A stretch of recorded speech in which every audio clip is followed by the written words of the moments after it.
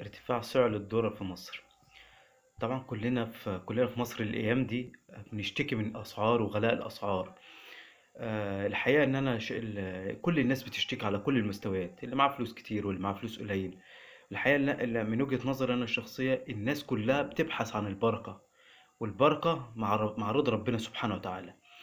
فالأيام دي بجد ورجوعنا لربنا هو سبحانه وتعالى هو اللي هيخلي الدنيا الايام دي تفك عننا الغلاء والباء اللي في البلد الايام دي. ليس لها من دون الله كاشفة. وحابب ان انا بس وبنصحكم وبنصح نفسي ان الايام دي المفروض الناس كلها تعيش بمبدئين: ما عال من اقتصد وما نقص مال من صدقة. ما عال من اقتصد ان انت مش كل حاجة تشتريها على المال وعلى الفاضي. اشتري اللي انت على قدك، اشتري على قدك، وشوف ايه اللي احتياجاتك. بدل ما كنت بتشتري كميات كتير، لا، قلل كمياتك.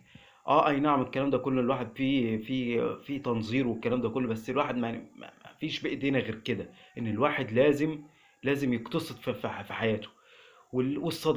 الصدقة بتشيل بلاوي كتير. الصدقة بتشفي الأمراض. والصدقة تجارة مع ربنا سبحانه وتعالى. والصدقة فيها رضا ربنا سبحانه وتعالى، وربنا بيزود بيها المال وبيبارك فيه.